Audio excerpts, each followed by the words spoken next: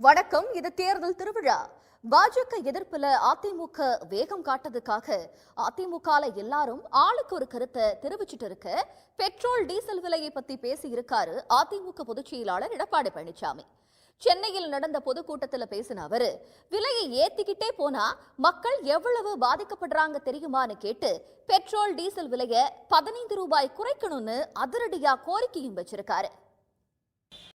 பாஜக கூட்டணியை விட்டு வெளியே வந்துட்டோன்னு எத்தனை தடவை சொன்னாலும் இவங்க நம்ம மாற்றங்கள்னு சொல்லி போற இடமெல்லாம் பாஜகவை சரமாரியா விமர்சிக்க ஆரம்பிச்சிருக்காங்க அதிமுக முன்னாள் அமைச்சர்கள்.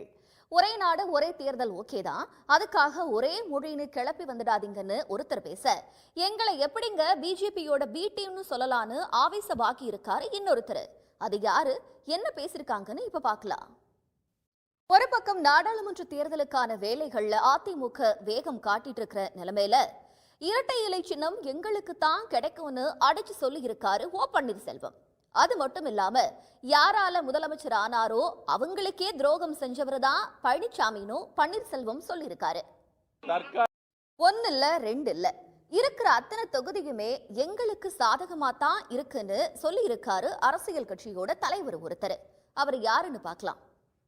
பாஜக மட்டும் திரும்பி ஆட்சிக்கு வந்துச்சுன்னா தேர்தலை நடக்குமா நடக்காதான்னு தெரியலன்னு கவலைப்பட்டிருக்கிறாரு மார்க்சிஸ்ட் கம்யூனிஸ்ட் கட்சியோட மாநில செயலாளர் பாலகிருஷ்ணன். ஜார்க்கண்ட் முதல்வரை ஏதோ சமூக விரோதியை போல கைது செஞ்சிருக்காங்கன்னு குறிப்பிட்ட அவரு, முதல்வருக்கே இந்த நிலைமைனா சாதாரண மக்கள் எல்லாம் ஒன்றிய அரசை எதிர்த்தா என்ன ஆகும்னு சொல்லியிருக்காரு. நாடாளுமன்ற தேர்தல் கூட்டணி வேலைகள்ல அரசியல் கட்சிகள் வேகம் காட்டிட்டு இருக்கிற நிலைமையில நாங்களும் கூட்டணி அமைச்சுதான் போட்டியிட போறோம்னு அறிவிச்சிருக்காரு பாட்டாளி மக்கள் கட்சி. ஆனா எந்த கட்சியோட கூட்டணி அப்படிங்கறத முடிவு பண்ற அதிகாரத்தை அந்த கட்சியோட நிறுவனர் ராமதாசுக்கே வழக்கம் போல கொடுத்து தீர்மானம் போட்டிருக்கு பாமகவோட பொதுக்குழு. CAA சட்டத்தை நிறைவேற்றும் போது ஆதரவு கொடுத்துட்டு திடீர்னு இப்போ எதிர்ப்பு தெரிவிச்சிருக்கு ஒரு கட்சி. எங்க கூட்டணி வைக்கணும்னா ஒரு கண்டிஷன் இருக்குன்னு சொல்லி இருக்காரு தேசிய கட்சியோட மாநில நிர்வாகி ஒருத்தர். அவர் யாருன்னு பாக்குறதுக்கு முன்னாடி ஒரு சிறிய இடைவேளை. CAAன்னு சொல்ற குடியுரிமை திருத்த சட்டத்தை ஒரு வாரத்துல அமலாக்க போறோன்னு ஒன்றிய இணையமைச்சர் சாந்தனு தாக்கூர் சொல்ல, தமிழ்நாட்டுக்குள்ள CAA நுழைய விட மாட்டேன்னு முதலமைச்சர் மு.க. ஸ்டாலின் திட்டவட்டமா சொல்லியிருக்காரு.